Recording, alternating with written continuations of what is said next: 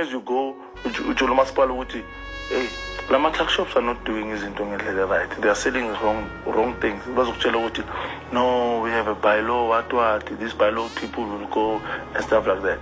And if me ngiya and eradicate those things as expired and expose those people, at what capacity are you operating? But at what capacity are these guys selling izinto as expired?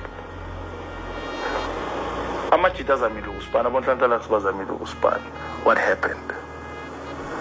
So, ngasho ukuthi I'm suffering the same fate. But ngoba mina nginenkani ke hayi. Now let's talk about you being in the headlines. I think over the past couple of weeks about one of your cases. I have not been following it, but I think I heard it's either a clip that I saw on social media that says Guti, there was a casualty in one of your cases. Maybe can you clear that story out if it rings a bell? Apparently there is a case Guti, there was a casualty on one of the cases where you guys were shooting. Yes, that case is still under investigation. Okay. And I'm going to court on 21 of November. So I can't say much because of I don't want to compromise the sponsor heart and stuff like that. They have to do their thing and see what they come up with. But umuntu abamchaja him. But charge when as an individual. Yeah, charge me as an individual. I mean, Spanish. Yeah. Charge me as an individual, but I hope is email. The party Moja Love is trying to support, but let the beginning at the end of the day. And then the circle full of one. The family of yeah of the deceased. Yeah. The deceased. Okay. What are some of the most dangerous situations you've had to go through when you're shooting? You know, or you've said you've had to duck some bullets.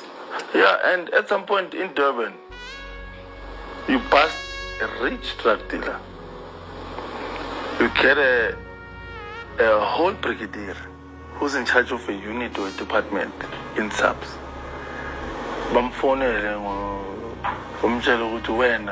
Tell your people to stand down. What are you doing there? At some point in Durban, we are sketchy, mamas. Sahlangabezwa amabheke emarobotini they were felt hey la ngathi izoshuba aphuma out because of we didn't do a proper risk assessment in terms of lo muntu lo besiyom tell when you ukuthi we had the intelligence ukuthi lo muntu is a drug dealer and is big and ama drugs were prepared in the so but in terms of the influence that he had we didn't quite make sure ukuthi isandla sakhe sihamba sifike kuphi. So lapho sekuverify ibhamu so ufuna uverify ibhamu ukuthi let's check ukuthi le bhamu zini is right or is wrong. Imagine you are at a place to bust a big criminal, then they turn around and make you look like a criminal yourself. And amaphoyisa are told to stand down. Ukuthi bakujikela. Yekelani ngiyengile into eniyenzayo. Qala ukubona ikhehla le brigadier lishake lithi I'm not ready to lose my job now. Ngabona hlahla sadlala. Ngithuka ningi into engazi lela khehla ngalithuka ngalithola useless. But naye akazenzi akafuna ukuphelelwa isipane kunabantu abamphethe ngeremote bamcontrol ukuthi ngale ngisebenze nalo muntu. So it shows ukuthi kahle isizwe sethu sabantu abamnyama yiso kumele sife grand sharp. Wengenza wethu sinjalo ke indaba ngifisa ukuthi ngizuvo lakho nombono wakho ukuthi wena ucabangani ke ngale clip kaKhumalo noma ke kaXolani Khumalo njobe ichaza ngobunzima abhekana nawo noma ke ake abhekana nabo kule situation wengenza wethu abhekane nawo. Mina ngifisa ukuthi ngizophawula kwakho ukuthi wena ucabangani ke ngalo daba siyawuphawulile abantu abaningi nonsika Zulu uphawulile izolo noma ke uphawulile kuthanga enkundleni zokuxhumana ngalelo daba. Mina sengifisa ukuthi ngizovo lakho nombono wakho ukuthi wena ucabangani ke wengane uzahlanga phakathi kwi-comment section ungakhohlwa ucinezela subscribe uzothola zonke izinto engiyiposta kuyona ke le channel.